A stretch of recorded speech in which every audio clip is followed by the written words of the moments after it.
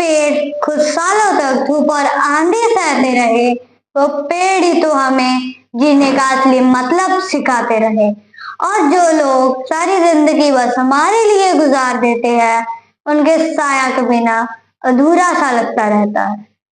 दोस्तों, जिंदगी में हम अक्सर नए रिश्ते, नए चेहरे और नए सपने के पीछे भागते हैं, लेकिन जो पुराने रिश्ते हमारे साथ सालों तक खड़े रहे, उनका असली मूल्य हमें अक्सर तब पता चलता है जब जिंदगी का तूफान सामने खड़ा होता है। आज की कहानी भी ऐसी ही एक पुराने बरगद के पेड़ की है, जो गांव वालों के लिए सिर्फ एक पेड़ नहीं, बल्कि उनका गांव का दादाजी था।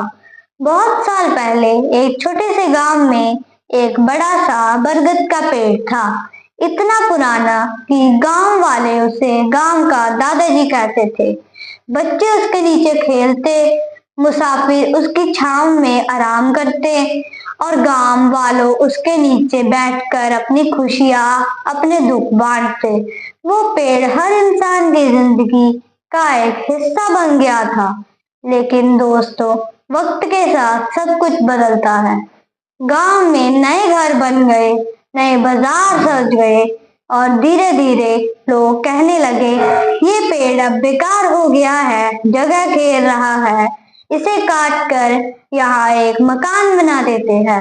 एक दिन कुछ लोग कुल्हाड़ी लेकर आए, पेड़ चुपचाप खड़ा रहा, जैसे सब कुछ समझ रहा हो। उसने न शोर मचाया, न विरोध किया, बस खामोशी से उनकी बातें सुनता रहा। और फिर उसी शाम गांव में एक भयंकर तूफान आया।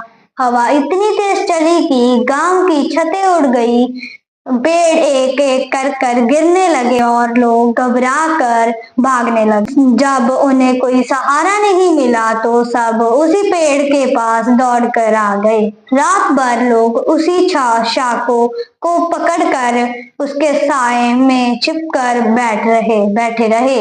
हवा तेज थी, तूफान भयंकर था, पेड़ की कई शाखाएं टूट गई, लेकिन वो गिरा नहीं। वो एक रक्षा कवच की तरह बनकर गांव को बचाता रहा। सुबह हुई, तूफान खत्म हुआ, गांव वालों ने देखा पेड़ घायल था, उसकी शाखाएं टूट गई थी, लेकिन गांव अब भी सुरक्षित था। दोस्तों, उस दिन के बाद गांव वालों को समझ आ गया, जो पेड़ उन्हें बेकार लगता था, वही उनकी असली सुरक्षा थी। जिंदगी भी ऐसी ही है, हमारे बुजुर्ग भी इस पेड़ की तरह होते हैं। वो खुद धूप और आंधी झेल लेते हैं, लेकिन हमें अपना साया देते हैं। उनकी दुआएं, उनका साथ ही हमारी असली ताकत होता है। इसलिए अपने बुजुर्गों की कदर जरूर करना, क्योंकि जब वो साया चला जाता है तो इंसान चाहे कितना भी बड़ा क्यों ना हो, अंदर से हमेशा अधूरा ही रह जाता है।